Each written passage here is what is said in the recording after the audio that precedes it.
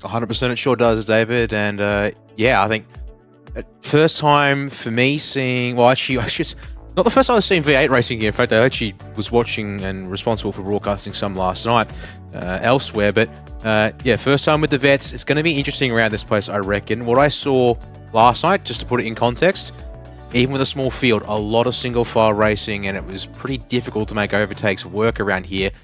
Are a couple of prime opportunities, and of course, that turn 1, 2, 3 chicane complex here at the end of the start-finish stretch, David, will be probably the first one drivers will certainly look to make most of.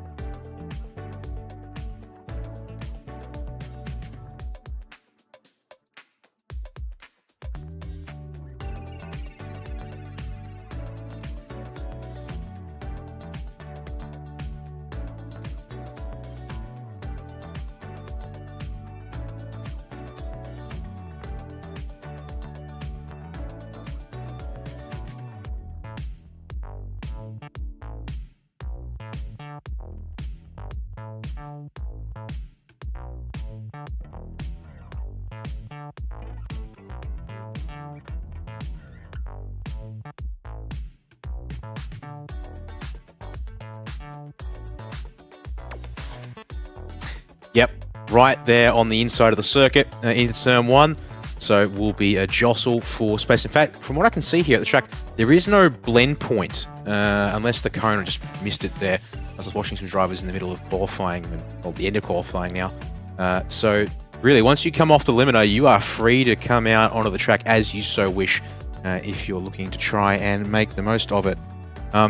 As we'll have a look now at the championship standings, David, getting ready for after round 3, here's how they stand coming into things tonight.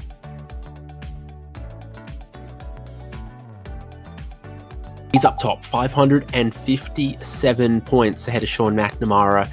Scott Gamble's showing last time out jumps him a couple of spots. Wayne Walker to 4th in the championship. Paul Young up to 5th. Troy Stonestreet up to 6th. And then there's Ken Latter, Wayne Sanderson, Michael Stewart, and Jeff Thomas completing our top 10. Biggest mover in the points standings, Dean Logsdale. I believe they call him Logger. And he's got 4th place last time out and banked the points off of that one. Mike Taliancic, DNS last round, but I did see him for tonight. So things happen. This is without any of the drop rounds counted. Definitely seems like a driver who would benefit from eventually the drop rounds being counted. That'd give Mike Taliancic a little bit of a boost relative to those around, because he has performed well when he's been here and amongst RaceKraft V8 Vets. Yeah, without a doubt. And as you said, early days in the championship, so drop rounds aren't going to be accounted by the admins or the official points tracking over at simracerhub.com for a good 3 rounds or so more. So we'll keep you posted when those become a bit more of a factor later in the season. Let's have a look here at what the drivers commentate. As you hinted there with the title, I gave this one for this week, David, 200Ks on track 10. Although, by the maths, officially, we're actually a couple of 100 meters short of officially cracking the 200K barrier. A bit like last time at Long Beach, as it turns out. Yeah, well, after season of, rounding in favour of the drivers, I guess it's time V8 Vets cash the change to their own advantage. I don't think anyone's going to mind. 63 laps is a good race distance, and you've got to complete 75% to be a classified finisher, and therefore to bank any bonus points you may have accrued as well. All very important. Starting fuel is 50 litres. Refill cap is 70%. Those work to narrow the 2 compulsory pit stop windows in this race. With the capacity and the fuel burn, going to need to take a little over 100 litres of fuel at the 2 compulsory stops, with the CPS window opening at the end of lap 2, and critical lap, which is the earliest you could possibly stop and make home, being between laps 25 to 28, depending on. And this is kind of how it looks graphically. So everyone will be starting on 50 litres of fuel and then burning down. And if you stop as soon as the pit window opens and refill to that 70% cap, you'll be following the red line and you'll have the full tank capacity in, and then you'll reach critical lap number at lap 27, fill it all the way up and just make it home on the remaining fumes. But the other possible strategies are going all the way to lap 19, taking a bit of fuel, then getting all the way to lap 42 and filling all the way up, or completely brimming it at lap 19. That'd take you to 55 with just a little splash of remaining fuel to add. All of this could be thrown up in the air by the chance of a safety car, and the chance of multiple of them. That's happened a couple of times in RaceKraft V8 Vets, and it can affect how the compulsory pit stop plays out. So CPS window opens once drivers commence lap 2, except if a safety car is deployed before the leader completes lap 1. And in that case, the compulsory pit stop window wouldn't open until the end of the restart lap. Completing a compulsory pit stop, the top paragraphs, it's about what you'd think, to be honest. And then, of course, you can't complete 2 compulsory pit stops under the same safety car. And that's probably going to do it for us in terms of talking about the particulars. This one here tonight, David. I had one remaining particular, which was about top 10 in the championship. Yeah. Paul Young is the only driver in their RaceKraft V8 Vets Split 1 debut. Very good point there indeed, yes. Well, we do have the entry list from the start of the season we can go over here, and you can see, yes, indeed, here's how the drivers were assigned to the splits prior to the season, and this is how they're... actually, this is how their V8 Vet starts. So Paul Young is actually classed as a returning driver, but whether he's done split 1 starts before, I'm not entirely sure either, actually. So the numbers say otherwise here, David. Yep, interesting. The new and returning drivers promoted from a lower split: Jim Caperonis, Ricky Hyde, Sean Van der Meulen, Andrew Rushworth, etc. They're on the grid now, so let's get to the grid. There's one more thing. Oh yes, the reigning Chubby Buns Burgers driver of the day from last round, Justin McLean. Started 12th, finished 6th, ran a very good race. That is your Chubby Buns Burgers driver of the day from round 3.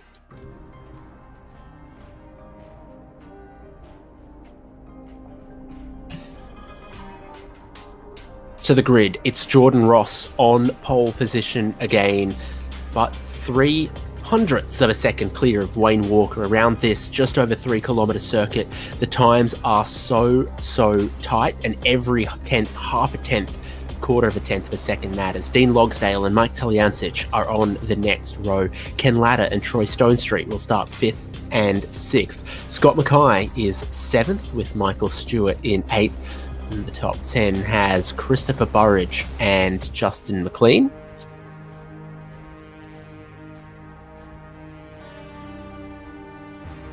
And Scott Gamble in 11th with Travis Hunt in 12th. Mark Poynton, 13th. Matt Muggleton, 14th. Steve Kennedy, 15th. Ray Smith, 16th. Look how close all of these drivers are. Thousandths of a second matter. Jeff Thomas in 17th, and David Nash has qualified 18th. Greg Sharp in 19th with Stephen Clark in 20th. Dan Hall, 21st. Dean Flavel, 22nd. Chad Lewis, 23rd. And Andrew Rushworth, 24th. Stacey Boyd and John Latham side by side on the next row with Wayne Sanderson and John Gallen, and Luke Allman and Matt Brunt, the top 30 positions. David Kirby and Stuart Hall, Gary Buckland, then Ben Morris, Michael Whiting in 35th, Darren Goosey in 36th. A fish and a pelican on the same row. Christian Smart 37th, Scott McCune 38th, Darren Lobb 39th. I believe Brad Doble is the only other... No? Not a split one member, according to the entry list we got. So he's joined the gang of those who've accidentally joined the wrong split. One last final thing, real quick, before we get racing here, David, as they'll hit the revs in a second. This is our drivers on the Zoom wall. Count them all. That is 17 of them. We'll get to them all during this race with the 200Ks up. That's certainly the plan. So, right on cue, here come the lights. It's time to get ready for round 4. Jordan Ross on pole position, but is Wayne Walker on the grippy side of the racetrack. Not a lot of grip for Dean Logsdale starting out third as he lit them up and leaves some smoke on the start-finish straight. We head down towards a massive squeeze point at turn 1. Around the outside, Wayne Walker's looking for the race lead and predictably Ken Latta around in the squeeze. Contact, cars parked and stopped 3 wide, 4 wide. There's so much real estate that all leads to one crunch zone at turns 1 and 2. All cars continue, but narrows here down towards turn 3, and you see 3 wide through that section of the field around the 30th position as well. And more cars, more drivers around. McCune, I see, spun around. Dean Logsdale's got a problem. Wayne Walker still leads this race from Jordan Ross. The big bottleneck around third place has given them a massive advantage, massive gap over the rest of the field. Feels like it's been an actual bloodbath here to kick things off all of a sudden. It is a tough... they're going off on the radio here tonight, folks. It is all kinds of calls in for this one tonight, and just trying to get yourself sorted, it seems, is going to be the name of the game. Yeah, Wayne Walker, Jordan Ross, they are in a world of their own, it almost feels like. As they complete lap 1, so the compulsory pit window will open at the end of this lap.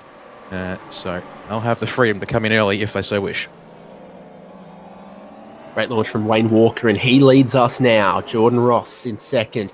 Scott Gamble also gaining a whole heap of positions in that race start. He got a good getaway, and the seas opened up for him. More drama in turn 2 happening now. Ooh, Jeff Thomas the wrong way around and going through the runoff. I think that's even separate to the incident that I saw. Turn 1 and 2, such a crunch zone. But one of the best overtaking opportunities on what's otherwise a flowing and narrow track that doesn't lend itself to great overtaking opportunities. No, the big thing around this place here at Portland is that the straights are wide, and corners like here at turn 7, very wide as well. As Chris Burridge is in the dirt. On the back stretch, jump on the radio as well. So I'm going to have a battery of replays to get through here tonight, folks, to try and piece together how this has happened here. As a result, trouble with Darren Lobb, just in qualifying, has therefore had to convert into, well, punching up into the midfield here at the end of lap 2.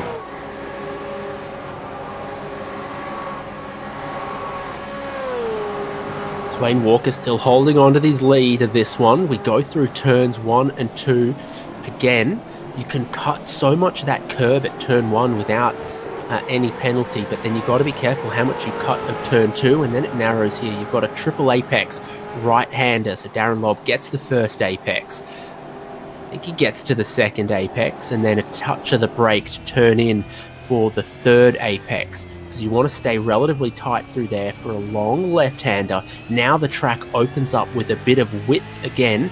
I'm staying to the left because this one's tight, and your traction out of here is so important for everyone. Is that one of the WK&P cars? It is. It's Greg Sharp. More trouble, just when you thought maybe I could get him. Flavel and Hall have come together. A squeeze up against the concrete wall, heading in towards turn 10. It feels a little bit street circuit at that section. The pavement meets the concrete wall with no grass in between. Chad Lewis is missing part of his car as well, so there's quite a few damaged cars out there, quite a few that have made some contact in the squeeze zones. Race control are going to be very busy. The replay machine's going to be very busy. And so at the first pit stop, other mechanics going to be fixing a couple of these cars with all of the damage. I haven't seen many mechanical black flags. Chad Lewis doesn't have one. Dan Hall's come into pit lane, and so is Scott McCune and Ken Latta. But I think that was sort of tactical, just based off where they found themselves. And race control. The first penalty is going to go to Scott Mackay. Sure is indeed. I just didn't quite catch who that was with, so we're going to have to go piece that back with the replay. I think he immediately holds right and backs it up on the way in the last couple of turns there. I would hazard a guess turn 1, lap 1, where he was in very close vicinity to Ken Latta. He's not the only one coming to the pit lane on this occasion. Dean Logsdale's following him down. John Latham's had lost a couple of spots on the run through the final sector as well. He's back into 16th place, which for him is still a net gain of 10, despite all of that. So, yeah, watch out for that here in the next little bit. And Mackay there as he's rejoined alongside Darren Goosey, Michael Whiting, and that is Jeff Thomas in behind him as they sort themselves out here through the first 3 turns and this get back into a rhythm here on lap 5.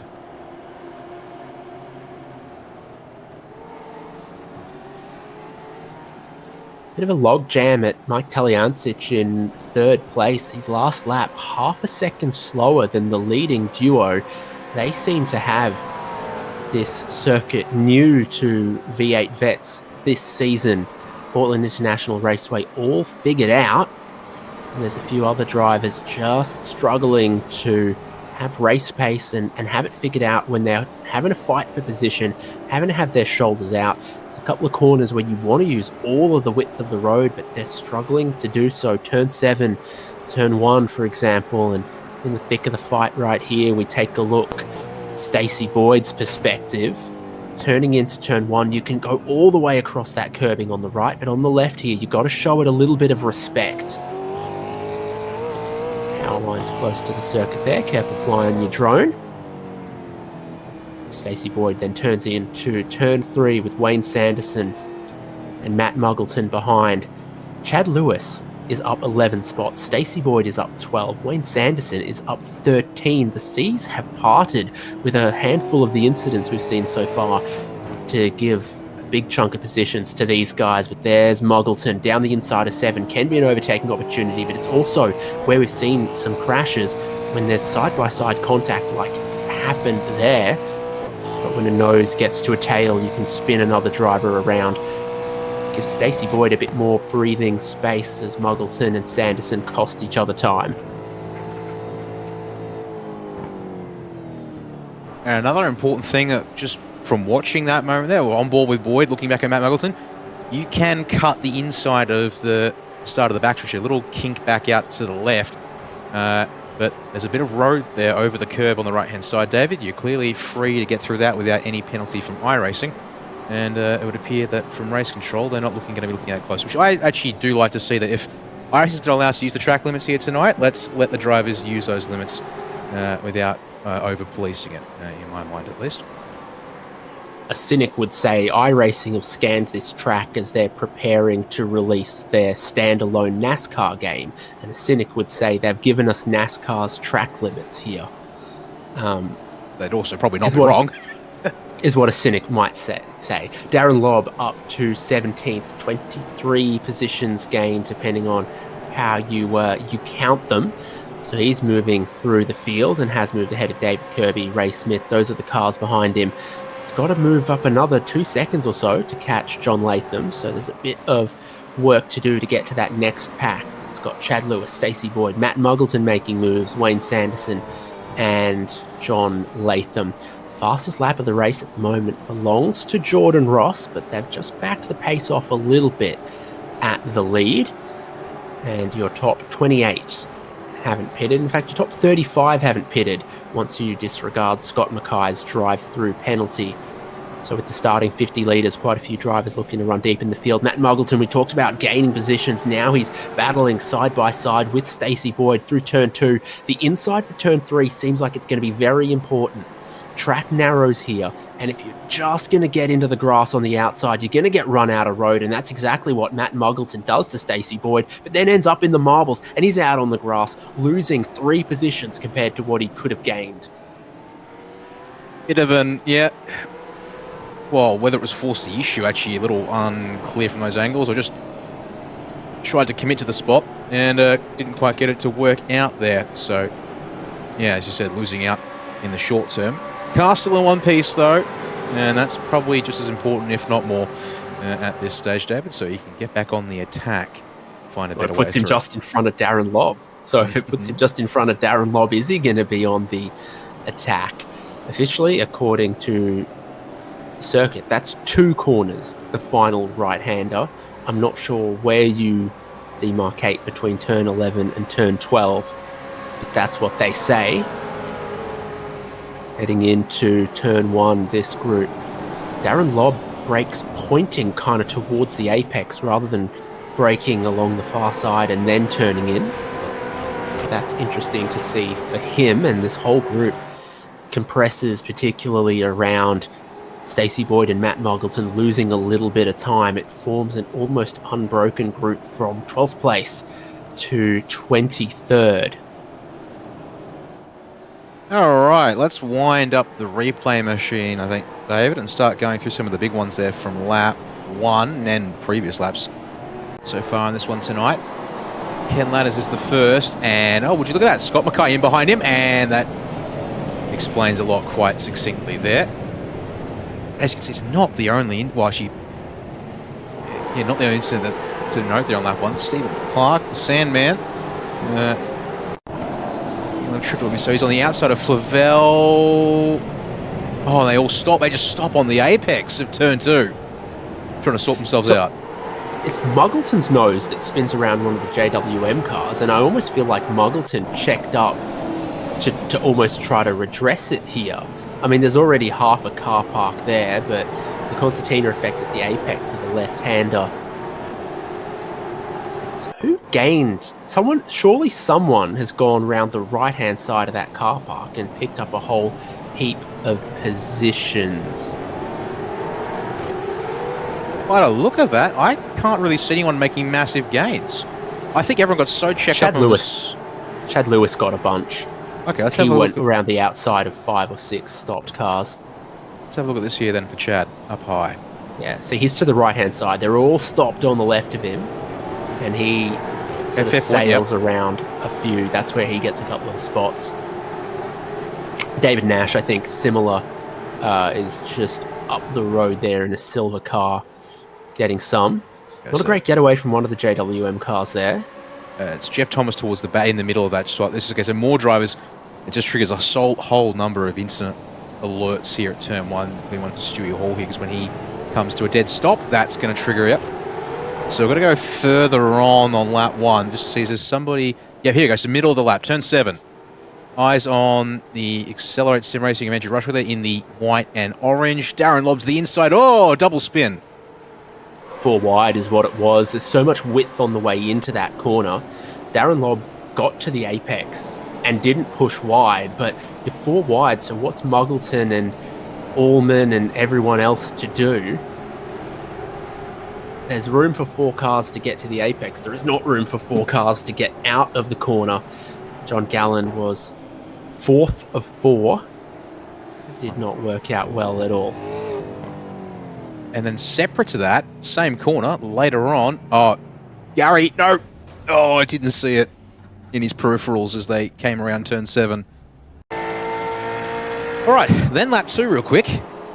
Jeff Thomas, turn 1. Another car park moment of sorts. David Kirby, the car in behind there, which gave a nudge. Oh! And this is where Chad Lewis has lost the front end of his car. So real quick on that then. How's he done that? He's going through 1 and 2. Oh, Muggleton gets loose. On traction. Yeah. And then Chad Lewis goes into the back of the car in front, which was Greg Sharp, I think. Yes, it was indeed Greg Sharp. Oh, turn 7 again. So Dean Loxos had a moment by himself, it looks like, and then Burridge, David Nash, the inside there on the right. Bump. Oh, and that's where Dan Hall gets damage from himself too. I think Nash actually gets a little bit loose over that bit of curb there that the track limits will allow you to cut. So Burridge in wide, but the Logsdale side. So you're looking at Nash. Yeah. He's actually compressed even.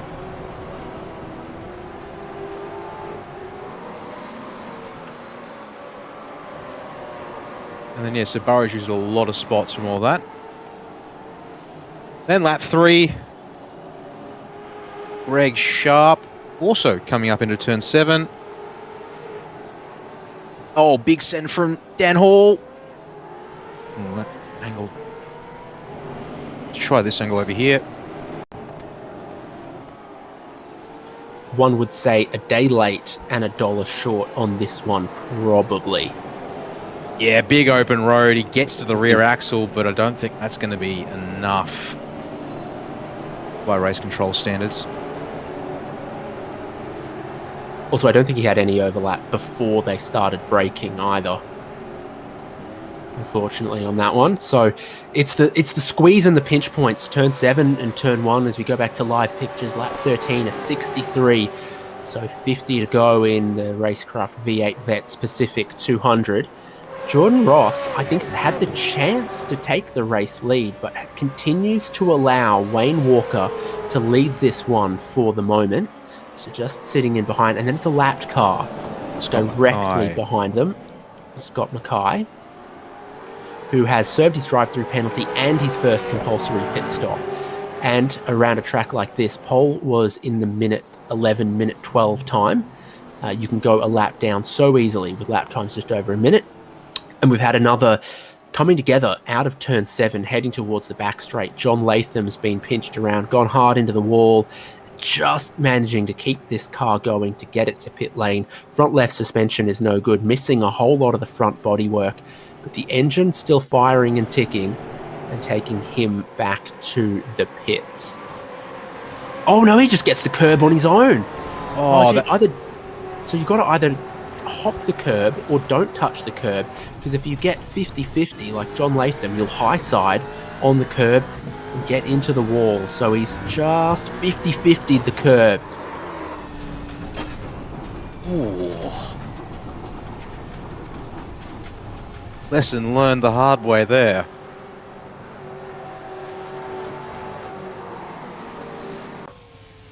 Okay, Scott Gamble is going to pit from the top 5 or so. So he's looking for an undercut on Mike Taliancic and Troy Stone Street, Wayne Walker and Jordan Ross.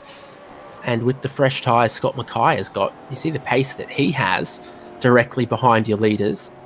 Probably almost wants to unlap himself, but he'll be waiting for Walker and Ross to pit most likely.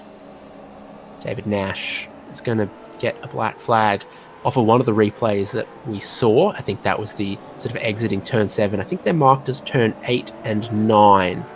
There's sort of a little sweeping change of direction here, flat out in any race car. But that sort of moves the desired racing line from one side of the track to the other, and when you're racing side by side, it can occasionally bring two cars together versus racing in a dead straight line. So Nash, currently running 10th, is going to have to serve that. Scott Gamble found himself a bit of clear track. That's important for his undercut. He's got 3 seconds to Gary Buckland, and he's ahead of John Gallen, hoping for the C's to part soon and many other drivers to need to make their stops. Michael Stewart's making his. So Steve Kennedy, so more drivers from inside of the top 10. We take a look at Scott Gamble. He loves to move the camera angle around a little bit, show us different parts of the place. Is that a new shirt? We spoke about him changing teams, so I think it might be either a new shirt or it's come out of deep in the back of the wardrobe. Well, that's a shirt with V8 Vets branding on it there, so it would say to me that gone for something a little different this time out with that one. So actually bring it up here, give it a bit more prominence versus the in-car feed. There you go. It's definitely, you can see, yeah, personalised V8 Vets branded shirt for Scott tonight. And after David Nash getting a black flag, Dan Hall was going to be on the naughty list from Race Control. Thankfully for Scott Gamble, that was fairly straightforward of a move. I don't think either of us are going to be surprised about the drive-through penalty for Dan Hall diving to the apex and making nose-to-tail contact with the car in front. A couple other pit callers coming in: Justin McLean, Chad Lewis, Matt Muggleton, Dan Hall for that penalty. We look to Michael Stewart with 9.5. He's made a stop. 26 seconds, so decent whack of fuel for Michael Stewart compared to some of the others that we've seen.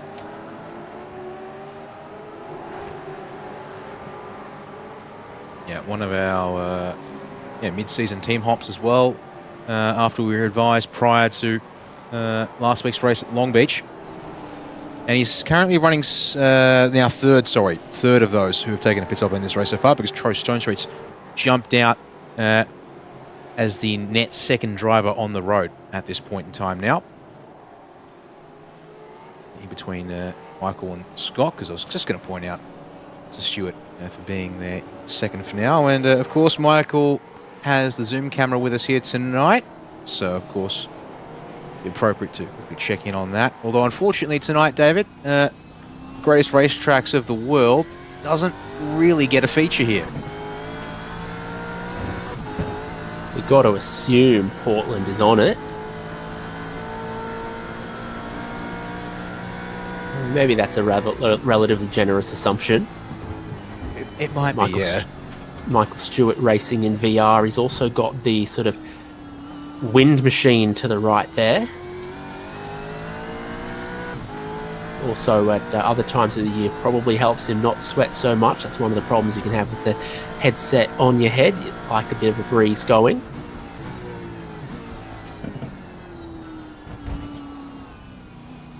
Got a trophy on top of the PC case as well.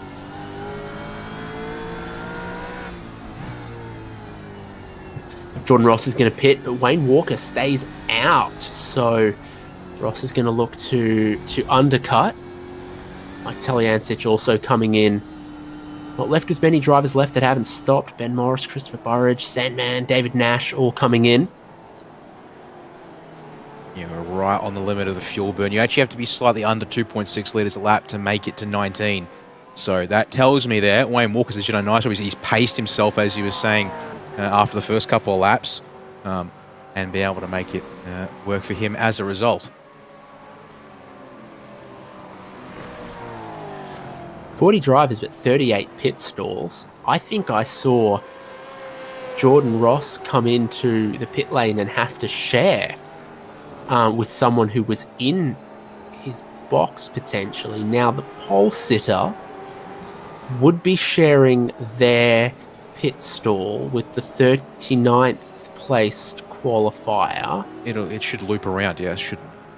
Yeah, not sure, but Wayne Walker's going to come in from the race lead, so that's decent enough, and everyone and various of these cars that have already stopped get to go back onto the lead lap. So yeah, lap times of about 1:13, whereas Jordan Ross's total pit stop transit time was 48 seconds. So if you're even 15 or 20 seconds behind the race leader, taking a pit stop will put you off the lead lap at a really short racetrack like this, just over 3 kilometers. 22 seconds of service is what Jordan Ross took. Wayne Walker is taking his service right now in pit stall number 2. He shares with grid qualifier number 40, Darren Lobb. Which should be Darren Lobb, if that's correct. Let's watch for this here, because here he comes down the lane. Oh, Wayne's going to depart just in time. But let's watch here for Darren. Does he indeed hit the marks in the second box? Yes, indeed. The math works. So that was actually perfect. That was a near perfect pit box sharing from the two of them, it seems, tonight. Nice double stack. Wayne Walker keeping the seat warm for him. The safety car, one of the safety cars actually, is sharing its pit stall with Jordan Ross. It's safety car driver Jake Burton, as it happens. And the other last stops happening, Stuart Hall, Darren Goosey, and Matt Brunt is having a long one. Interesting. 38 seconds, much longer than anyone else I've seen, but not long enough to be a penalty. That's a full tank. That is a full tank with the restriction here tonight. So he's giving himself the option to push into the mid-50s on lap count if he so desired, but tyres surely would be shot by then. Safety car, though, at any point, once we hit about lap 25 or so, he is looking very happy to make up some time on drivers ahead of him on the road right now. And then also a good little look at the pit exit blend there. There's so much width to the racetrack, and the racing line is on the opposite side of the road from the pit exit, but then it still all narrows down to that apex of turn 1. Jordan Ross has undercut Wayne Walker, and significantly, and he's, pushing on now with a new fastest lap of the race. Looking at the pit stop time, though, that's interestingly where some of this happens. Jordan Ross pitted 1 lap earlier, 22 seconds of fuel.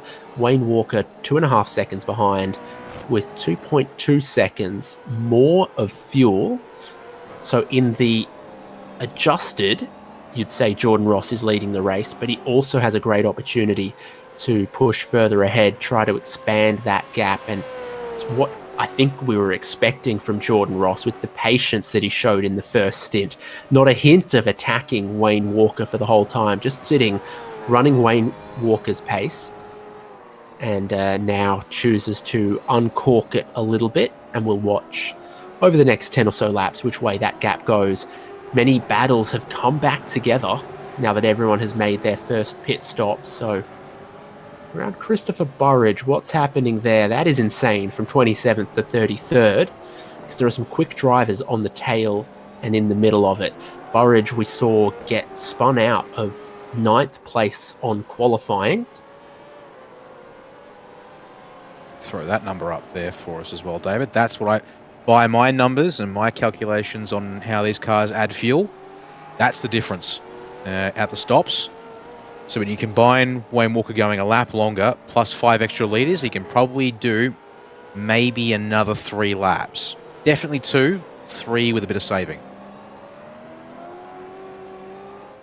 Yeah, and the 2 seconds of fuel drop difference will come back around potentially in the second stop. You got David Nash, who qualified very strongly but served a drive-through penalty. He's in the middle of a battle pack here. Burridge having a bit of a look at Andrew Rushworth into turns 1 and 2. So there's a lot of friction in this group. Some very rapid and drivers that qualified well being deeper in the field, trying to come back up through the field, but it's like trying to bubble back up through oil or something. It takes a lot of effort and time.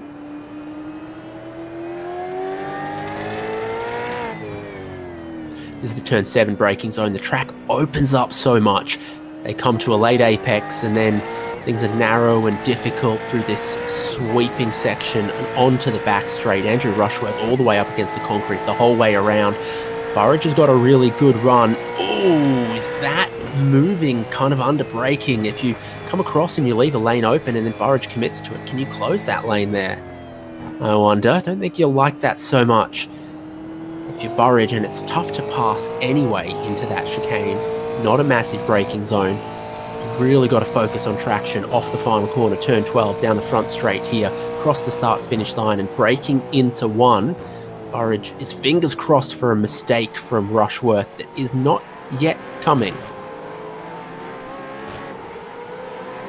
No, appear not, so they'll stay as they were and use a little bit of the extra runoff there out of turn 3. And set up for this multi-apex sequence to get you back to turn 6.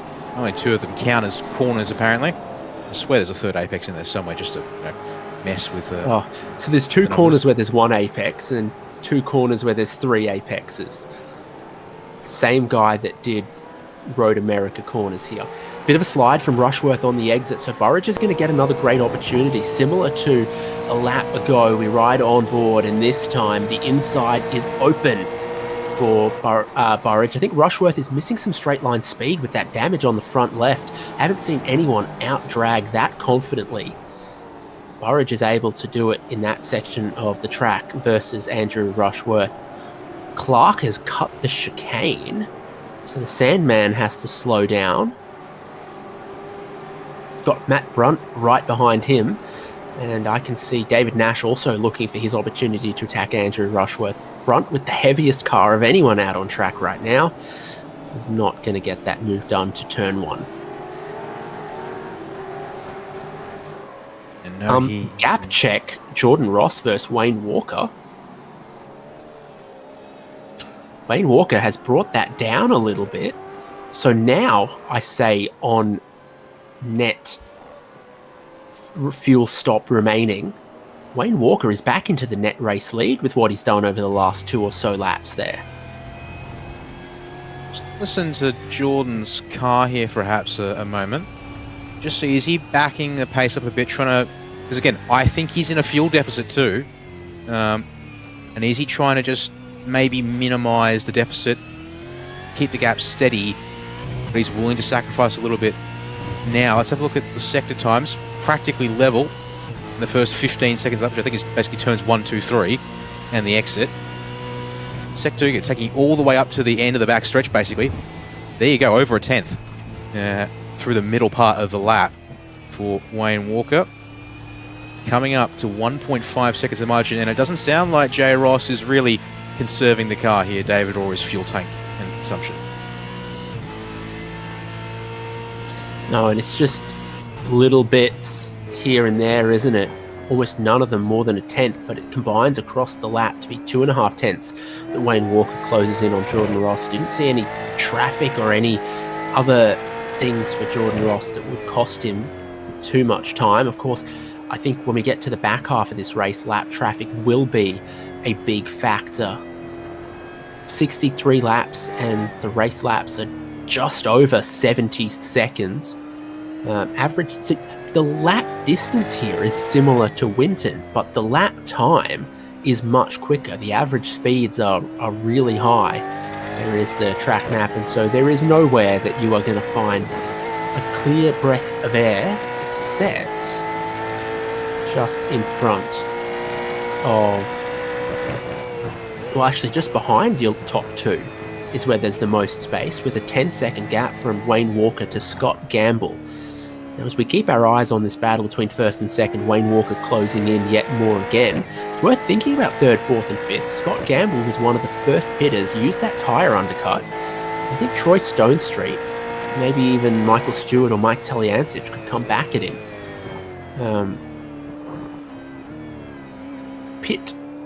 Pit stop times on the timing column would be useful as well, because Taliancic qualified 4th, but he has taken a long stop after running long in the first stint. Track position given up by Taliancic has put him behind Gamble, Stonestreet and Stewart, but he needs to stay close to them to then flip the script in the second compulsory pit stop.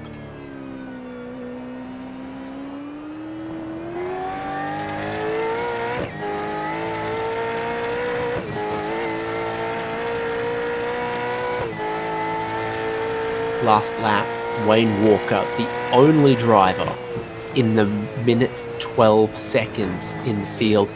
Jordan Ross had a 1:13.4, and everyone else was doing 1:13s or 1:14s, or in the case of Dan Hall, a 1:17.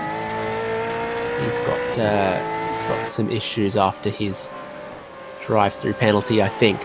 Lead gap coming down, battles all the way through the field. I think everyone is going to say this is an exciting racing track, even if it's not necessarily an exciting hot lapping track at just 3 kilometers and 12 corners. This is Gamble ahead of Stonestreet, keeping in mind that early stop that Gamble took. So that car in here. Oh, yeah, Dan Hall. So maybe he lost that time letting the leaders go.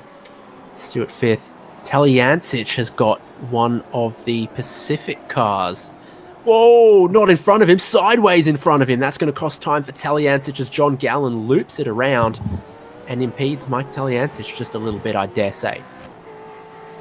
So that was a little messy there. Yeah, Dan Hall and John Gallen was, in a sense, could have been racing position, but then negotiating Michael Stewart, Mike Talyancic also trying to race a position on the same part of the track. So, unfortunately, unforced error there from Gallen.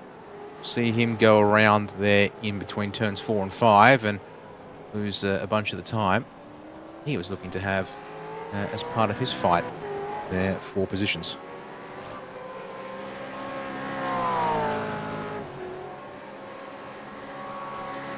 Well, we don't join John Gallen in a moment of glory, unfortunately. His race really set back by being hit on lap 1 at turn 7, and then he had to wait for the whole field to go, and then you end up in difficult positions like needing to unlap and let the leaders go. He's gonna sort of unclench his fists, I think, down the pit straight there, taking his hands off the wheel and to stretch out. This will be Steve Kennedy ahead of Travis Hunt and Dean Logsdale, 9th, 10th and 11th. A three-way fight for the top 10. Travis Hunt, the most fuel on board. 25 seconds at his stop, just 21 for Steve Kennedy.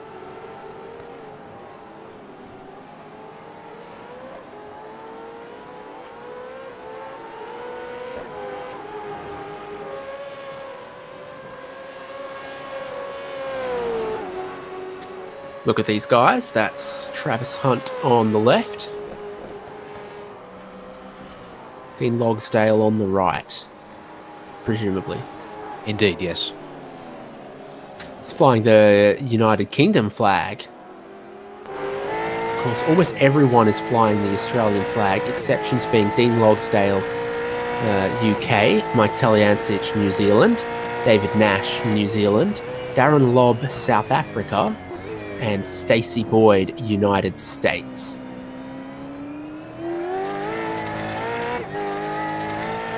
And some more Matt Brunt. traffic. What is the strategy from Brunt? Because he's made his second compulsory pit stop now. So he loaded it up at the first stop. Just 10 seconds. We go past the critical lap number and he's immediately right in. You were saying he could go to lap 55. Well, he's gone to lap 28. And gone a lap down. Yeah, look, that is very unexpected in a strategy call to fill yourself up so long at the first stop and then drop yourself into a position like this. Yeah, I don't quite see what the play is here. Because, yeah, you set yourself up to get a freebie on a safety car stop. Instead, he's opted to come in relatively early into the tyre window. You're going to have to do 32 laps. It's actually, pardon me, leaders are just finishing lap 31 now, if not... No, pardon, they're starting 31. He's starting lap 30. He's got to do 34. He's got to do over half the race on this set of tyres. 34 laps at least. Actually 35 once you backtrack to the lap previous. Very interesting strategy call, and just in front of him, it's heating up. Steve Kennedy versus Travis Hunt. There's nothing bumper to bumper between these two, 9th and 10th. As we head through towards turn 6, the left-hander, you'd almost think to go around the outside. Travis Hunt's trying to go over-under. Going to swap to the right. No, but he's going to force Kennedy to go defensive and a little bit wide and look to get a better run off turn 7.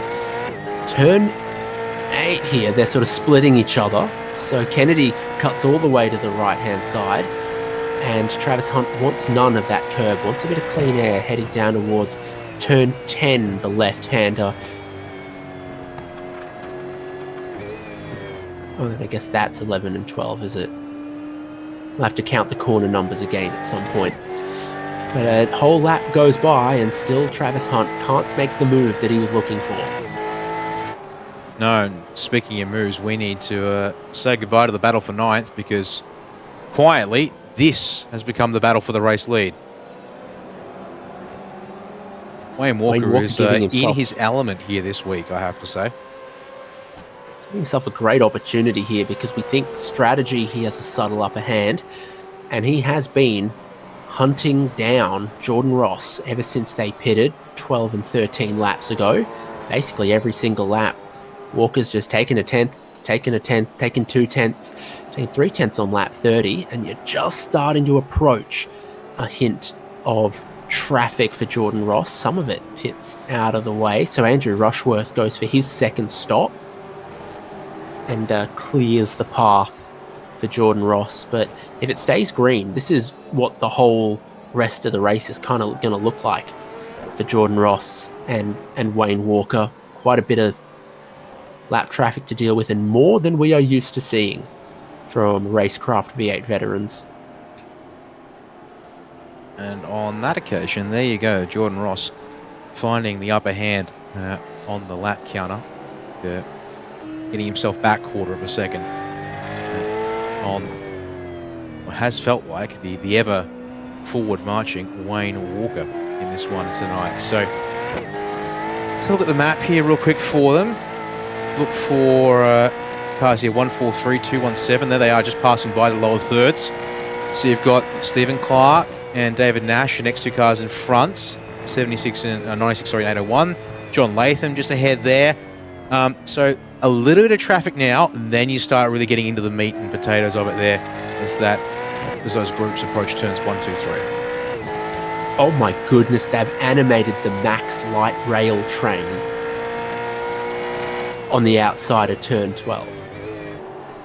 I reckon that's got Daytona's Boeing 737s beat.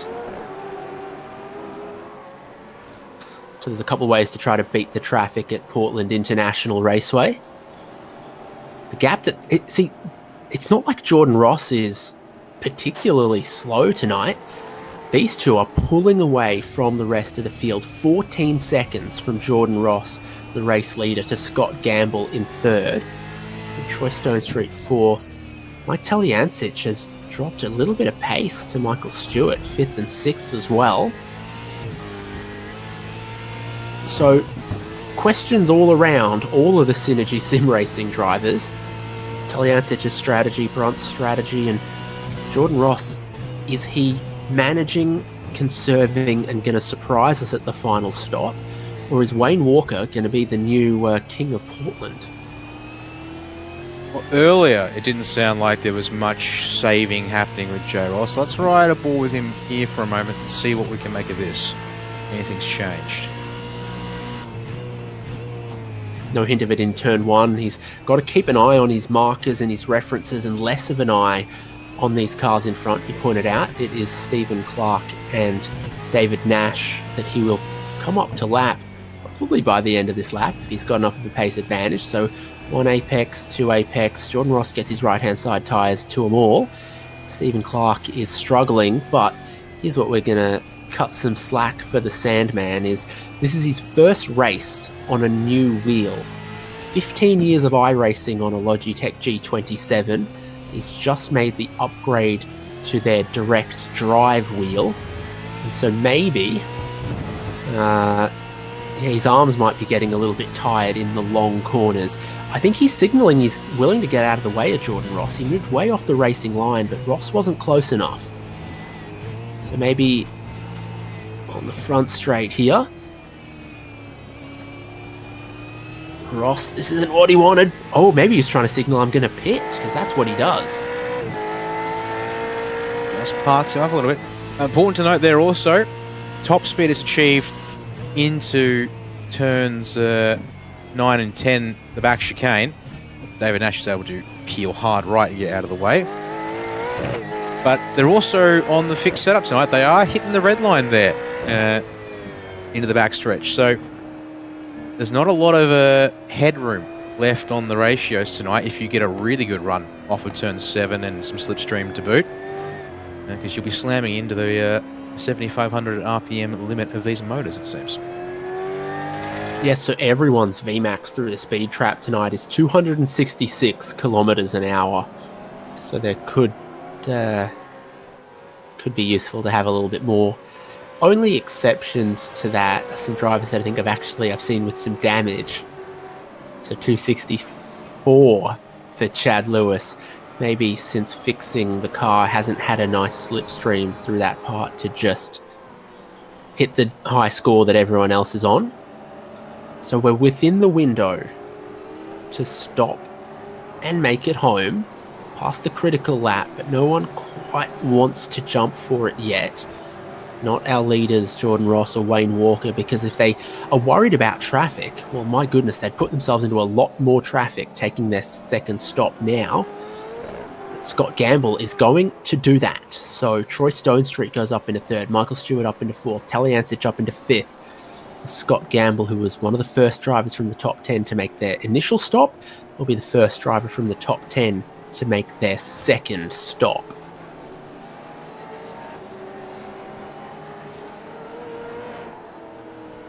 Well, David, I think we'll keep the leaders in mind for now, but we'll check back in with them later on in the race. Part of what appears to be a brewing battle, Wayne Sanderson versus Dean Favell, means it's time, I think, for our weekly Dino Dyno check-in. And I've got Folks at home? Got it queued up and ready to go. Yeah, please submit your guesses on where we think Dean's at on the heart rate monitor tonight. Well, let's see. He's hunting Wayne Sanderson.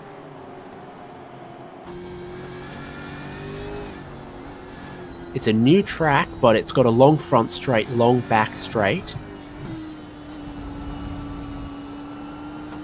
Gee, I'm going 105 to 110. You've normally been pretty good with the guesses. Oh, actually... Okay, I better bring it up before I make myself a liar.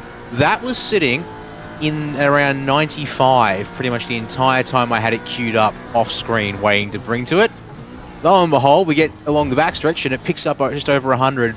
But apparently, combination of a steady heart rate and, if the stress level is to be believed, well, a fair bit of it was highway cruising. And actually, see, here we are. It actually does get quite the moment just to seemingly relax a good chunk into T1. I think the front straight, the back straight, you relax the arms a little bit, you look at the timing, you sort of look at all the stuff that you got to check the gauges, but then you get into sections like here where you're really working the wheel and the pedals and combining your inputs and trying to be precise, and then you hit some of these curbs and the wheel rumbles in your hand. I think it will rise a little bit through here and then drop away on the back straight and then rise through the back straight chicane and then calm down again on the front straight. But it can really heat up if the second stops all see him in between a whole handful of other drivers. Race on pit lane between the two race leaders, Wayne Walker and Jordan Ross. Walker, can he get that shorter pit stop and jump Jordan Ross? He closed the gap on track. He had the advantage on strategy from the first stop. Big drink of fuel the second time around. Pit stops underway longer than their first stops, and Wayne Walker is going to lead the race compared to Jordan Ross, coming off pit lane by decent amount of time, 2 seconds. This is advantage Wayne Walker to break Jordan Ross's winning streak. A new circuit could be the chance. He nearly wiped it all away behind Scott McCune, unless that was someone else. No, green accents. I do believe that is indeed McCune's car, as unfortunately the first driver to befall the incident point limit tonight there on screen is going to be John Gowan. So down in the dumps for him there a little bit. So thankfully for Wayne Walker, after being right on McCune's gearbox through the first sequence, Andrew Rushworth there's going to move over nice and easy for your effective race leader. And the thing is here, Rushworth and McCune have got a battle they're going to want to get on and have. But for J. Ross, he needs to be let through so that he can resume pursuit. Now, I'm very curious to see there that Walker chose not to extend. Remember, he went longer in the first stint and took more fuel. He could easily have gone a couple of extra laps. Would have had a tyre offset to J. Ross. I guess the risk there he clearly felt like was that if he took the offset option, he would have potentially come out behind J. Ross and would have had to do it on track. Whereas here, he can do it in the pit lane, and he's had himself a lap there to settle in. And now it's back level with no traffic in the immediate vicinity ahead of them or between them.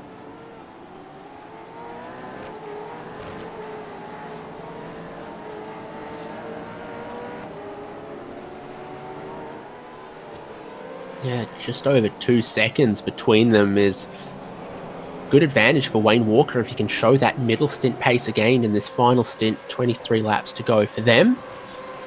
Battle for 34th, Andrew Rushworth, David Nash, Scott McCune. So Nash is going to look to the inside, but this is where you begin to hit the rev limiter, and it's never going to work, but you're just trying to put the other guy off. Rushworth on a narrow line into the chicane. So I'm going to put him offline again. Oh, Jordan Ross has bowled a wide in his battle with Wayne Walker for the race lead. He's been off the circuit. He's dropped behind these lapped cars once again, and there might even be a slowdown to serve. Jordan Ross is good, but that is a big home run free kick for Wayne Walker, who will cycle back to the lead of this race. What happened for Jordan Ross? Going into the final chicane, we take a look. So no traffic. He can see Wayne Walker just ahead. And on the outlap of the tyres, just runs wide at the first part. It just didn't stop and turn in, just too much speed. A rare error there indeed from the driver who's been championship or back-to-back champion. Rarely look flustered or inclined to make mistakes. But it has happened here tonight now. And he's only got 22 laps to try and undo that error against a driver tonight who has appeared. And in fact, the gap's blown up now to over 5 seconds. It's going to take a lot of work for J. Ross to uncover some magic here based on the form so far this evening going the way of Wayne Walker. Yeah, well, since Jordan Ross joined RaceKraft V8 Veterans 3 seasons ago, we haven't just been asking who's going to fight Jordan Ross in the championship. We've been asking who's going to stop Jordan Ross sweeping every single race. Last season, the answer was Ken Latter. This season, it's going to be Wayne Walker, but that is an incredibly uncharacteristic mistake. We don't see Jordan Ross do that kind of stuff particularly often. And it's at a critical phase of the race. They've already made both of their stops. It's a battle on track that Jordan Ross just seems to have misstepped in. Here's Darren Lobb battling on track versus Steve Kennedy, who just about does 80% of letting him go. Darren Lobb got to the inside, and Steve Kennedy was not looking to battle him side by side through turn 1. Steve Kennedy was looking to be able to let him go and hop onto the racing line behind him through the chicane of 1 and 2. Darren Lobb up to 11th, has made his second stop in the race. So has almost everyone but Mike Taliancic. Here he is, and everyone you see around him is a lap down to him because he hasn't made his second stop. Drama in turn 1, John Latham's backwards. Oh, dearie me. And Chris Burridge, as you said that, picked up a black flag. It's not quite happened at the same time. So I think for Chris Burridge, it's not guaranteed to be related, but we're gonna have to go look to have a nosy round on this one. Oh no, never mind. They're coming out of pit lane together. That's not a good start. Well, there's Brunt and Burridge, and it's just in front that Latham goes around and going off track to avoid. Burridge does the right thing in that situation, to my mind. But we are working with a 17 incident limit today before it gives you a drive-through penalty, and if you're on 16 and something like that happens... It's not even Stacey Boyd's fault either. nasty bit of netcode there in the door panels. And both Sir Latham around and Burridge with a black flag for not contributing to the incident but going off track in the progress.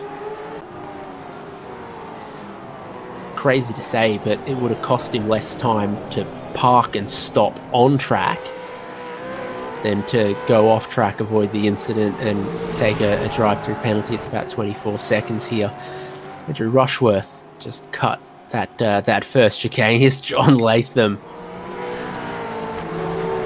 behind Scott McHugh. Someone else also cut it. Did Michael Stewart just cut it? He did. Yep, he did. His battle with Scott Gamble, that's going to be incredibly costly. Look how close Scott Gamble's gotten behind him. Michael Stewart's still got the furled black flag to his name. Still needs to give up more time. Look how closely Scott Gamble is closing on him. If Gamble knows, he'll just look to the inside and have him cooked into turn 7. Michael Stewart still has a furled black flag. It's cleared itself now, but Scott Gamble has cleared himself of Michael Stewart and into the top 5. Mike Taliancic onto pit lane to take his second compulsory pit stop. I think these drivers will end up ahead of him as well, so it might look to be Wayne Walker, Jordan Ross and Troy Stonestreet on the podium. Gamble could get 4th. Taking a look at a replay here down towards turn 1. This is how Michael Stewart ended up doing it versus Troy Stonestreet. Stewart just locked it up, cut the corner. It's cost him 2 spots in the end. Yeah, I guess the thing is there, you go into the runoff, the turns, a lot of it's open, but do you have the signage? You know, if I understand right, when they do race here in the real world, here's where Mike T comes out in the middle of all this on his second stop. So the order is now cleansed of at least the 2 compulsory stops required. It's like cutting turn 1, turn 2 at Barcelona in Formula 1. There's a specific path you've got to take to rejoin, sort of weave between the cones or stay this side of the bollard or whatever it is. That's not how iRacing does it. And I'm not aware of any circuit in iRacing where a system like that is enforceable.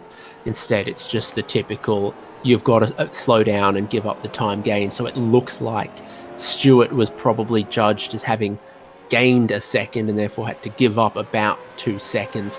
Cost him a spot to Scott Gamble. Might have cost Scott Gamble a tiny bit of time, and Taliancic has come out just ahead of the both of them. So Taliancic might have been 6th without the Stewart slowdown, potentially. There's another battle inside of the top 10, both having made their final stop. Dean Logsdale and Travis Hunt are 9th and 10th. They've got to watch out. Darren Lobb's not too far behind. 2.7 seconds there out of the final corner. Steve Kennedy is another 3.2 back. So only one driver really probably in the mirrors to note. And these 2 drivers 5 seconds behind Mark Poynton. So he's just there, exiting shot with a longer view out of the opening sequence. Question is, can Logsdale stay eyes forward rather than focusing on his mirrors? Now, do have plenty more drivers to get through tonight on the Zoom wall. I'm mindful actually our race leader Wayne Walker is actually with us on Zoom tonight. Although unfortunately, combination of how he's going, and the lighting situation as well in his room, it's a little hard to see what he's looking at. There's a lot of lights there. Well, he's got shift LEDs on his Formula-style rim. He's running... I didn't know what that type of overlay was. It's called IR apps or something? That looks like caps, actually.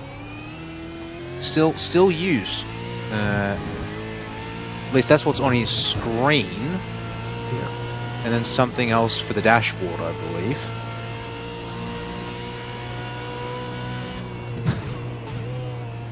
Well, how flashing red in the limiter at the end there. He didn't even have much of a slipstream, and you could see he was just illuminating the dash with the rev limiter. So he's about to cross the line. 17 laps to go. Wayne Walker a 113.4, Jordan Ross a 113.187.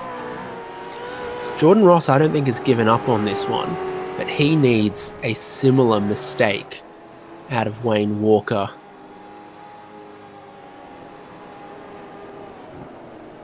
If Wayne keeps putting in 113 zeros to 113 twos, it would appear for now that'll be enough to keep Jordan at bay. But starts going any slower than that, yeah, the margin will start being chipped away with good laps from Jordan. So you never say never with the traffic as well, because everyone that is in front of Wayne Walker has already made all of their compulsory pit stops, so they're not going to pit out of his way. The C's won't part.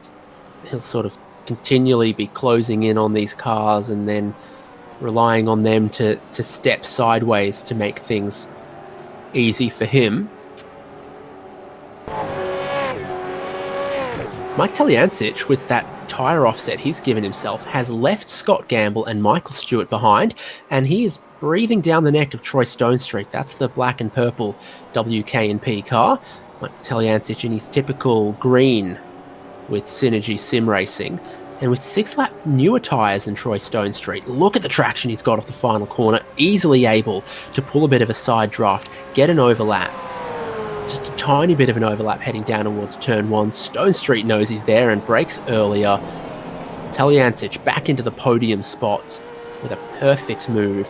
We've seen a couple of moves at turns 1 and 2 that were not as textbook, as surgical, as precise as that one. Looking very neat and tidy indeed. Only problem for him is 15.5 seconds of open road for position.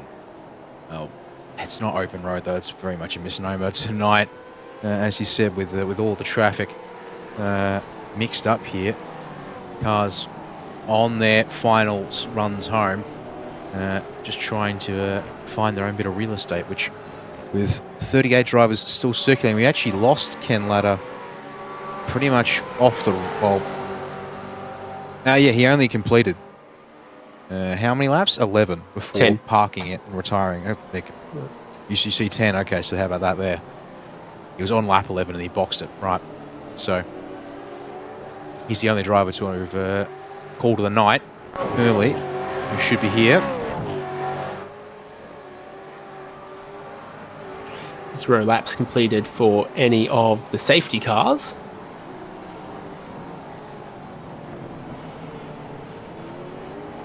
I say, crossing my toes and my fingers and putting my tongue in my cheek. Scott Gamble and Michael Stewart back together here for 5th and 6th. It was that mistake from Stewart that cost him a little bit, but when he doesn't make those mistakes, I think his pace is very respectable here at Portland. I think a brand new track that many people have had to wrap their head around and hasn't seen a whole lot of use in Australian leagues or official series to this point.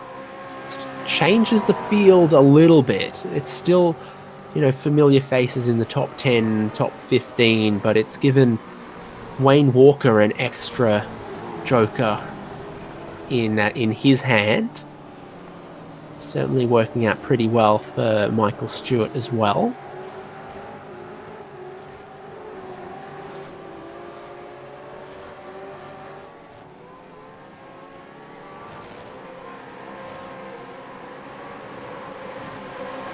This is through a battle snake that's been brewing in the mid-pack here. 13th through 18th. It's our biggest continuous fight here. Matt Mickelson heads it, but he's got company and plenty of it. Yeah, some quick guys in here. Scott Mackay, who's been through pit lane 3 times after his drive-through penalty. Luke Allman just behind him, Chad Lewis just behind that, Wayne Sanderson. Ray Smith qualified 16th but runs 18th at the moment.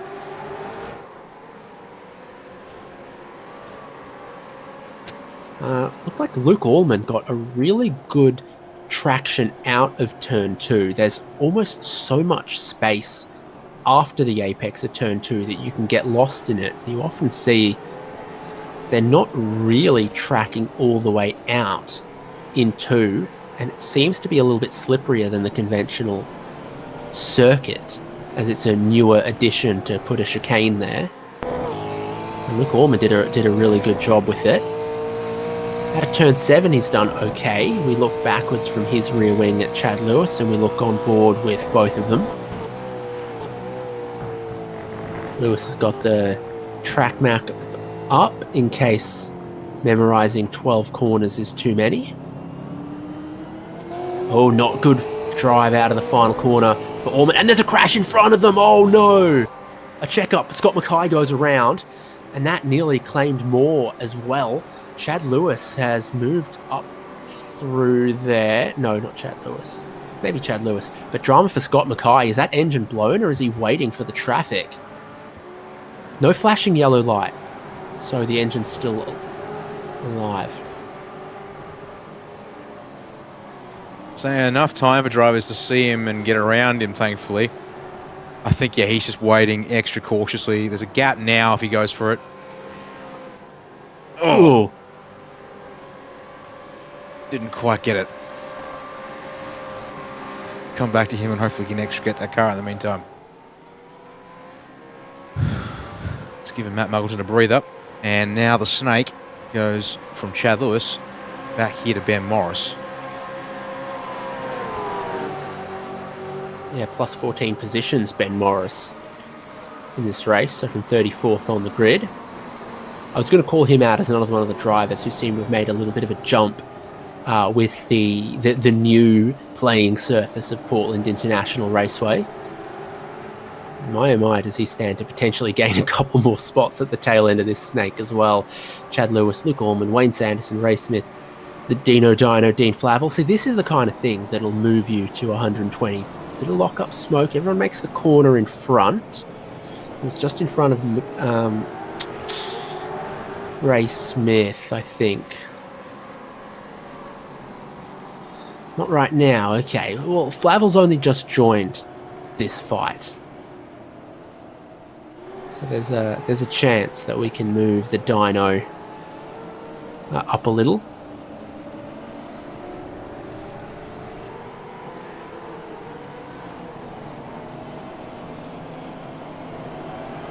Wide from Mackay, but Scott is unfortunately not in the battle, and it's going to check up Jeff Thomas and Ben Morris both in all of this, but they'll get on through. Someone's left their front bumper behind, I think. Scott McCune was a lapped car amongst all of this, so he has taken a moment to get out and get away. I think we've found where the bumper came from. From Scott Mackay, yes. So he disrupted it on the pit wall and then dropped it maybe with the curb on the back straight. And for the 4th time today, Scott Mackay is in pit lane.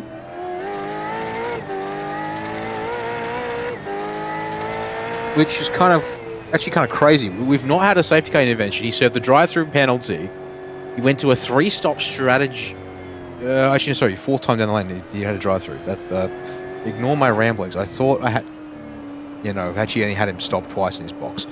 I thought for some reason he'd gone to a 3-stop strategy.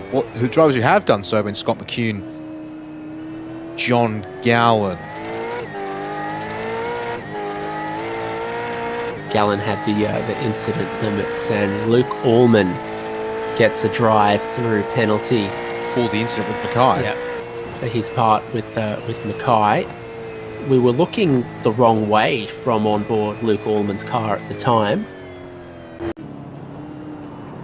Oh, okay. So Mackay gets a slide. Allman goes underneath him. Yeah. He's in deep. Oh, tap. First tap there. Okay.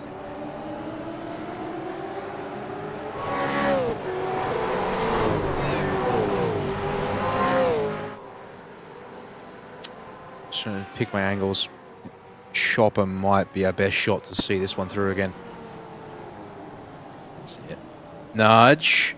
Loose. And then Mackay moves to, yeah, and then Allman's going for a gap that was Mackay wanted to shut from day dot. Mackay got unsettled across the curbs of the chicane as well, and so he ended up a tiny bit wide and a tiny bit slower than normal.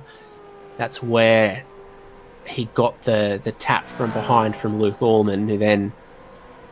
But after you've made that contact on the way into the corner, you know it's on you that you drove into the back of them, and you're not, you know, bump and running in that situation, which is kind of what Allman was going for when he put his nose alongside around the outside, and then that gap closed on it and pinched Mackay into the wall. So Race Control obviously looked at a fair bit of it, and they haven't had too much to do in the back half of this race.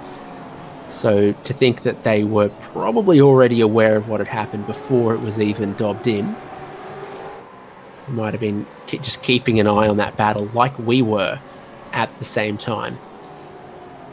This is how it ends up. Chad Lewis pulling away from this group.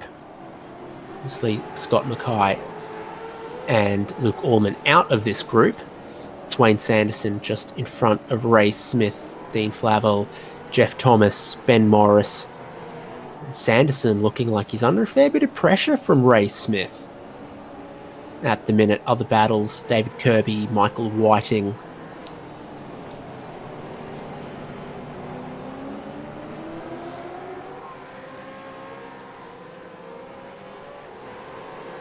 Getting out of the way of the race leader, Wayne Walker, who keeps a 5-second race lead.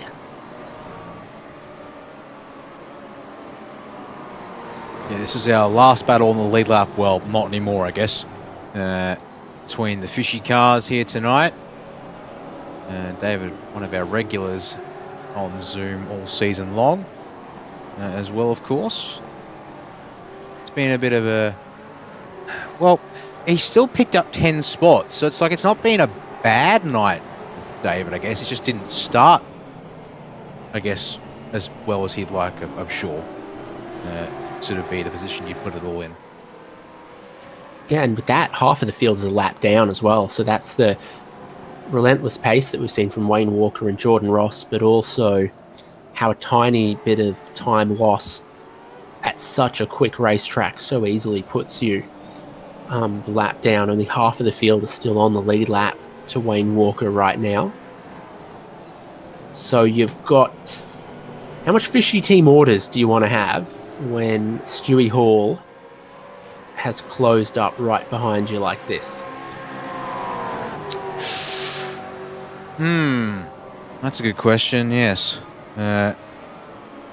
Maybe a little bit. At the same time, maybe not too many. Just looking to pick up here where we might have a few more battles perhaps to quickly check in on, as well as also drivers on Zoom tonight. Stacey Boyd, Darren Goosey, Greg Sharp here. This is a bit more of a mixed tale. Spot gain for Stacey, 11 gain for Darren, but 7 down for Greg after being a victim of entanglements back in lap 1. And once again, another regular in our Zoom feed. I like the bold use of negative space.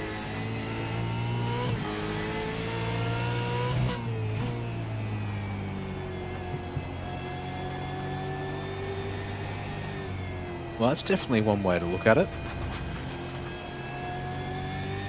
By positioning himself in the lower right hand and the white space surrounding, the artist reminds us of our place in a broader universe, and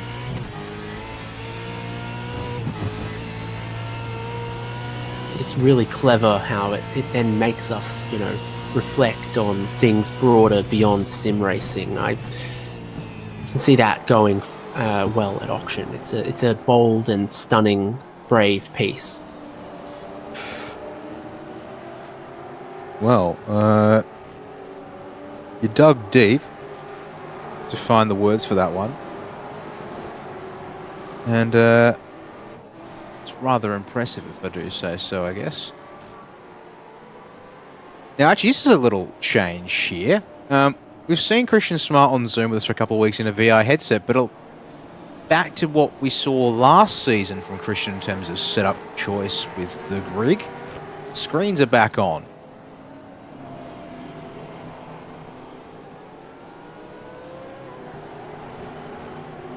Makes a change. He's running 20th. So he's now the last car on the lead lap. As 20th, 21st, 22nd are all fishy. Smart stays on the lead lap. Wayne Walker hunting in the background is not got too many more laps left in this race. He's on lap 60, about to start lap 61. So 200 kilometers of Portland International Raceway. It's at high average speeds, but it's still a distance to cover. Walker has kept his gap to Jordan Ross at about 5 seconds this whole stint. There's Stewie Hall trying to pull out of the way of Joe Ross. Of Jordan Ross, yep. Just making sure I was seeing the right cars.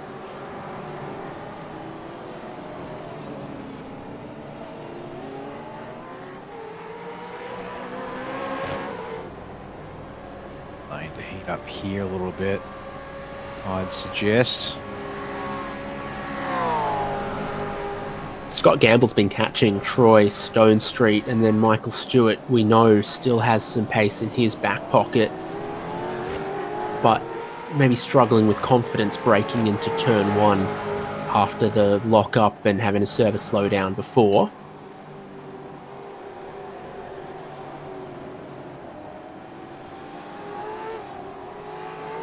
Gamble's got a bit of rotation, getting it a bit sideways through the tighter, twistier parts of the lap, and then coming around to take a straight line, braking into 7, curving into a late apex.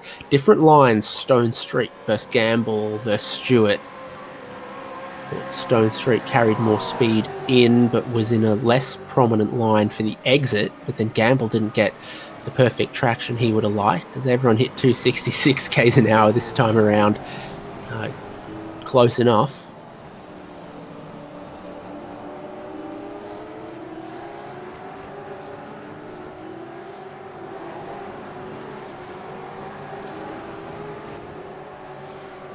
On the straight they go again. Barney there is soon going to need to reach for his white flag.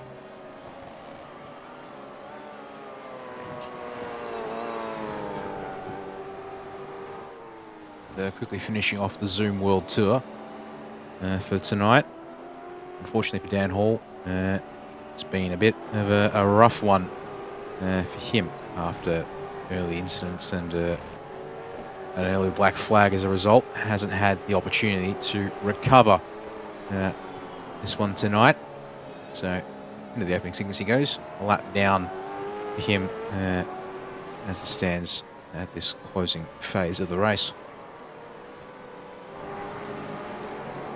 There is the white flag for Wayne Walker, about to start the final lap of the race. Still got Christian Smart just in front of him.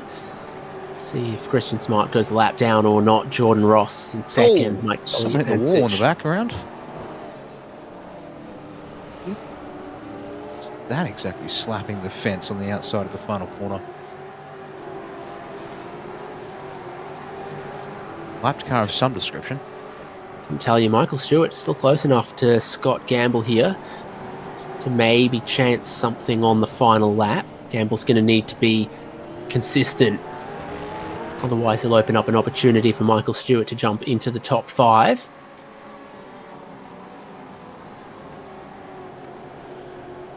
Wayne Sanderson and Ray Smith pretty close as well, but there's not too much left of this lap for Wayne Walker and for everyone else to look to settle it. Just got this to keep an eye on towards the end. Stale, just ahead of Travis Hunt by half a second. Hunt caught him on the previous lap. But onto the pit straight for the last time. Wayne Walker, take nothing away from him. He was perfect today. He was quick, and he absolutely deserves the win for the first time that RaceKraft V8 Veterans visits Portland International Raceway. It's Wayne Walker to see the checkered flag first from Jordan Ross and Mike Taliancic. And I have to just quickly also chime in to say congratulations to Wayne. Not only is he going to be the first winner at Portland for the V8 Vets, he also makes us tonight by the stats on SimRacer Hub, his very first V8 Vets Championship race win, which is kind of crazy thing. He has been there or thereabouts since he joined Split 1. But tonight was most definitely his night. Well done once again. I think I remember not that long ago we were celebrating Wayne Walker's first podium, so maybe, yeah, the time has come. The last of the cars on the lead lap come around towards the checkered flag. Matt Muggleton ahead of Chad Lewis. Everyone hopefully with enough fuel to make it to the line. Wayne Sanderson ahead of Ray Smith was another one of those battles that could have been settled on the final lap, but Sanderson stays ahead. And Flavel and Jeff Thomas, Ben Morris and Christian Smart did stay on the lead lap, and he'll finish 20th in the top half of the field.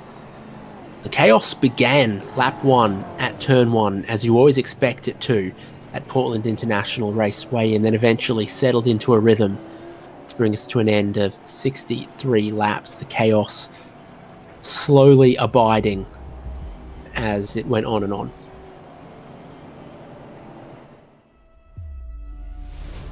Indeed. Let's bring in now those race results, of course, to confirm how it all wrapped up here tonight for round number 4 of the season. 4.4 seconds the margin at the line between Wayne Walker and Jordan Ross, and then it looked like comparative daylight back to the drivers behind. So let's run through all from Wayne Walker and Jordan Ross, Mike Taliancic, Troy Stonestreet, Scott Gamble, Michael Stewart, Justin McLean, Mark Poynton, Dean Logsdale, and Travis Hunt. The top 10. That is more field spread than we are used to. 40 seconds to get to 10th place. Darren Lobb finished 11th. From no qualifying time. He makes a bit of a habit of that of late. There's one of the Max Light rail trains in the background.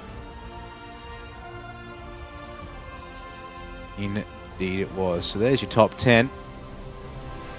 Page, Darren Lobb, first car outside there in 11th. Steve Kennedy, quiet finish for him there in 12th. 8 tenths in it there between Muggleton and Chad Lewis across the line, 13th, 14th. Then only 3 tenths in it for Sanderson and Smith, with only 2 seconds back to Dean Flavels. He led home Jeff Thomas and Ben Morris there. A little trio, and as you said, Christian Smart, our last driver on the lead lap. A near perfect lap behind your race leader too. Yeah, so only just ahead of Wayne Walker, David Kirby and Stewie Hall getting ahead of Michael Whiting, but they ended up a lap down. So Stewie Hall did get in between Kirby and Whiting. Stacey Boyd 24th and Darren Goosey 25th. Greg Sharp, Luke Allman, David Nash, Matt Brunt and John Latham to 30th position. Then also finishing 1 lap down,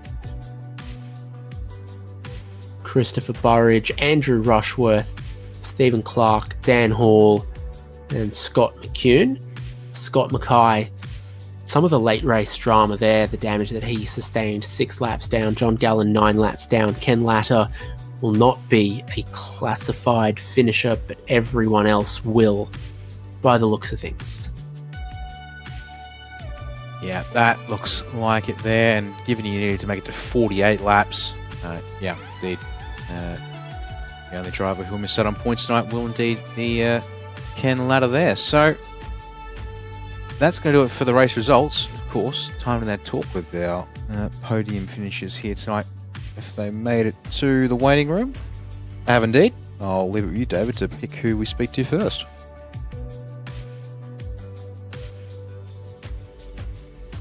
Third place, Mike Taliancic joins us.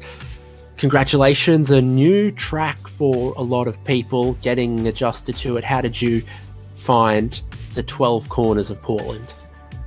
It's actually quite a difficult track, especially the turn 1, 2. It's quite difficult to get right. I stuffed 2 of my qualifying laps trying to push, and I just abandoned them both and went for a third. Luckily, I didn't stuff up my third. But yeah, it was a tough race out there. Really good to see a new winner in Wayne Walker. Yeah, and you often find yourself on a slightly unconventional strategy, perhaps. So when you took the long-ish first stop, you thought, this is still going to come back to me, I can still get on the podium? Yeah, I was confident that I had the pace to have that shot at the podium, but I only sort of narrowly got it. There's quite a few cars quite close to me there at the end, but the fresh tyres really helps at the end there. So when you talk about this being maybe deceptively challenging, is there any particular parts that, maybe in qualifying or you hot laps in practice, it seems okay, but then you get into a racing situation and it's more difficult to race certain parts? I find it easier to do in a race, to be honest, because you can sort of just dial it back and you're not worried about losing a tenth through a corner here or there. Whereas in qualifying, you miss a couple of attempts and you can be quite far down the pack at the start. And it's just a bit easier to drive, a bit gentler. But the one thing that probably did catch me out is I think I was damaging my car, taking too much curb at the turn 1-2. So I probably should have done a little bit more practice to make sure that I could actually take as much curb as I was. So your fastest lap of the race, a 1:12.6. Jordan Ross, 1:12.2. Where does that 4/10 happen in 3 kilometers?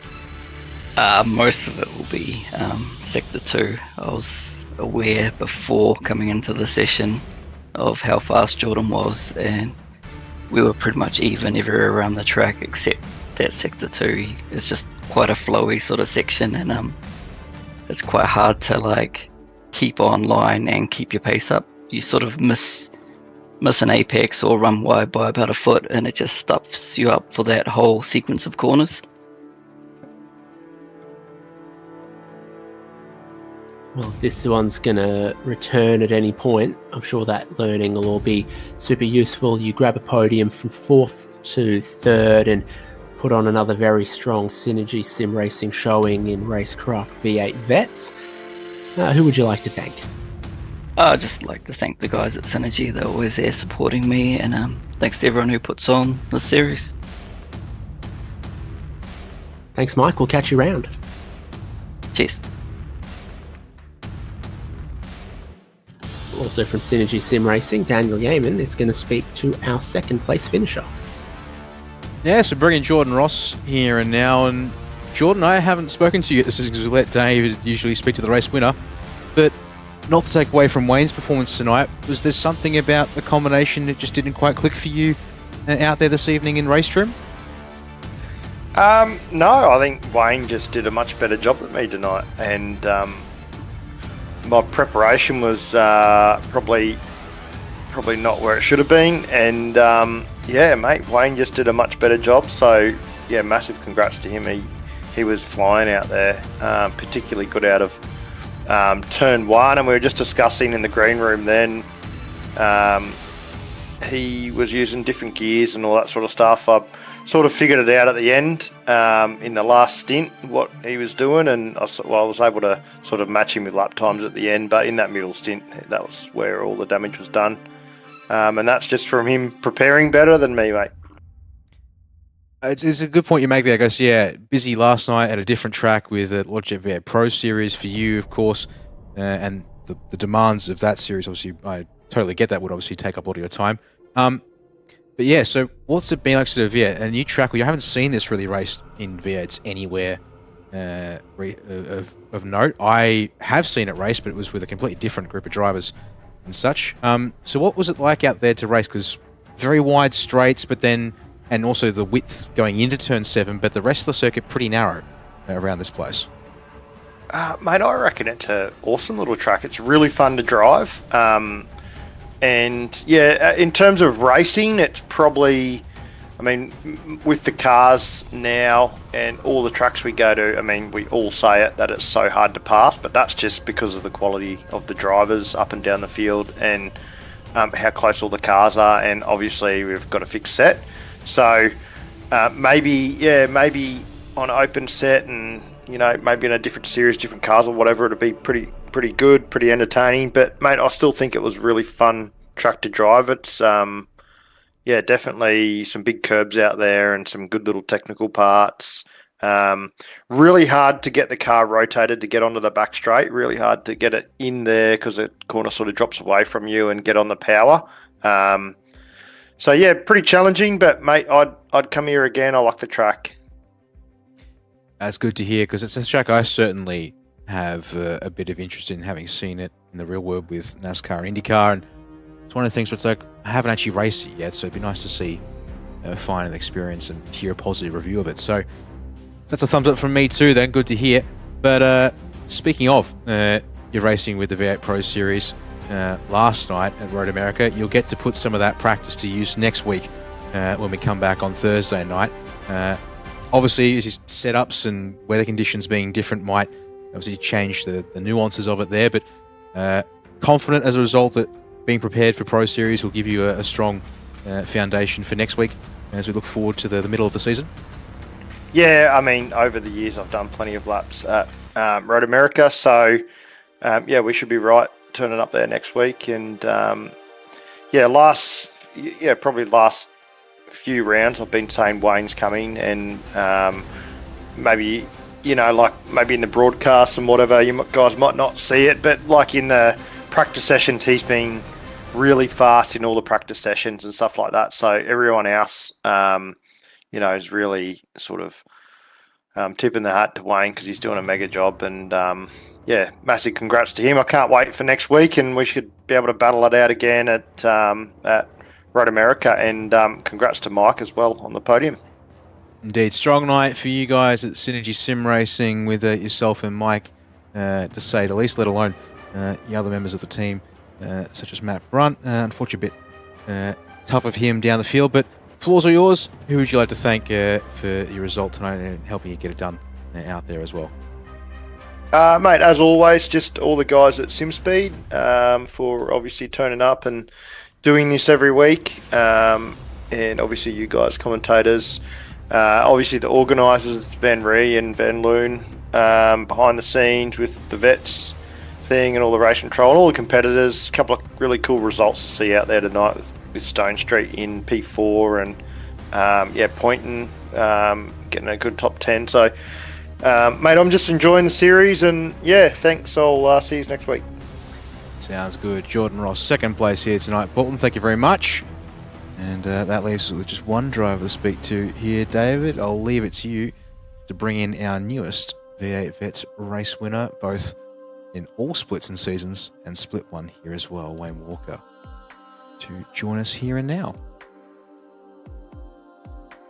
Oh, congrats, Wayne. Race winner for the first time in RaceKraft V8 Vets, and a really, really strong, no gimmicks, race pace win from you as well. Yeah, that was awesome. That's first win. And to win against Jordan, like that's a dream come true, really. Well, the dreams of the 90s are alive in Portland, is what they say. You must be very glad that this is an addition to the season, in addition to iRacing now. Yeah, I've actually raced on this track in R Factor, so I already knew the track, and I knew coming in, because it was a new track, a lot of people wouldn't have done many laps, so I knew sort of even the playing field a little bit. I straight away I had pretty good pace here, and The one thing I noticed is that the standing start here is a staggered grid. So while Jordan Ross had that pole position over you and he had a couple of meters on you for the run to turn one, it gives the pole sitter the inside line, but the dirty line. Just winding ourselves back 63 laps, your standing start was very good on the grippy side of the road.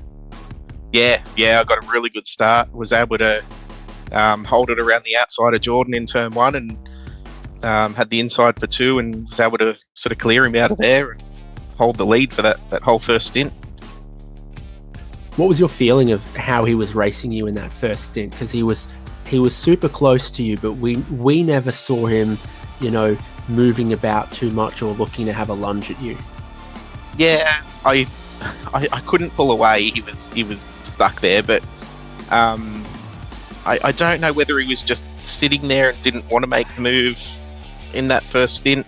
But yeah, I knew like Jordan wasn't going to do anything silly and sort of jeopardize the race. So yeah, and then second stint coming out just behind him, and then pushing hard to catch up before the final stop.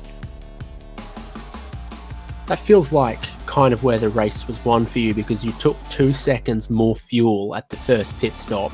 You were 2 seconds behind him, and then you closed that gap down to then beat him off the lane in the second stop. So if he was giving all he could in that middle stint and you gave all you could in the middle stint, where was the difference of lap time coming from? Just 2 or 3 tenths of a second a lap? Oh, I'm not sure, to tell you the truth. Yeah, I was pushing as hard as I could, but trying to be smooth to not sort of overheat the tires, and I wasn't sure whether Jordan had saved much fuel in the first stint, like sitting so close behind. But I was still pushing, but I was just backing off sort of 50 meters early and trying to save a little bit of fuel as well. And yeah, I was actually surprised when I dropped a couple of seconds in front of him in the last stop. Well, a great race win, and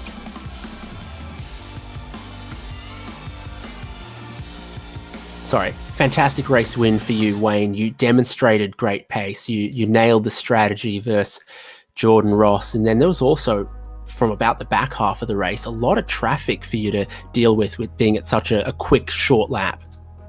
Yeah, there was a fair bit of traffic, but they all sort of moved over and let me through pretty much as soon as they could. So that was good as well. And so, how do you celebrate an occasion like this? Is there something in the back of the fridge, or is it going to give yourself a pat on the back? How's Wayne Walker going to celebrate? Oh, I don't know actually. I might have a bourbon to celebrate, maybe. Nip down a 7-Eleven, buy some of those kids' little party poppers, something. Yep. Get yourself a cardboard hat. Do something special for yourself. That's what I'm going to tell you. Yeah, I should. first win in bets, and like I said, to beat Jordan, it's amazing. Well, fantastic. Here's to hopefully a couple more and some more great racing this season, and we'll see what you can do versus Jordan Ross now that you've given him something to think long and hard about. Yep. Yeah, I hope to be able to repeat that performance again soon, I hope. Well, as you look to celebrate however you see fit, and we say thank you for joining us, who are you going to shout out on this occasion? Just everybody that runs the league, race control, you guys for the broadcast. You do an amazing job every week. My team, Accelerate Sim Racing, all the guys there. Our sponsors, Abbey Timber, Primal Wheels, Box and Lock Narang, and Modern Deck. Yeah, that's about it. Well, thank you so much for joining us, and thanks for putting on an amazing show at Portland. Thank you. Race winner for the first time, Wayne Walker, joining us there. This puts us in such an exciting position for the championship. Wayne Walker closes down the gap that Jordan Ross has out front and moves himself solidly to second in the championship. Dan, there's so much more great racing coming for this season. 100% there is. Just a quick note there with these live points that some of the bonuses, the Zoom bonus, as well as any drivers who finished tonight with 0 incident points, their bonuses there don't aren't able to be tracked and displayed here, as well as any penalty points issued for race control decisions aren't able to be seen. But this gives you a bit of a rough idea of what it looks like coming into next week. We'll obviously have the top 10 in more detail at the start of the next show. But the one last thing before we talk about next week's racing is to decide who's going to be our Cherry on Burgers driver today. And to be honest, David, he didn't exactly move very far tonight, but I think it's probably a fair shout to say that for your first ever win in the series, up against one of the best drivers that the series has seen of late, I'd be saying fair shout to Wayne Walker deserving it here tonight. I think so too. Let's give Wayne Walker the Chubby Buns Burgers driver of the day. His first win in the championship. And a really good one too. Nothing gimmicky about it at all. Just drove faster than Jordan Ross, and those two were head and shoulders clear of the rest of the field by about 20 seconds as well.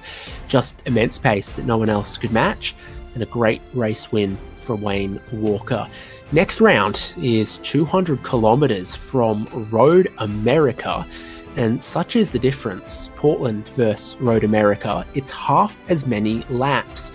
Road America more than twice as long as Portland International Raceway, so Wayne Walker won't have to worry about near as much traffic, and we hope you'll join us next Thursday night here on SimSpeed TV for that one.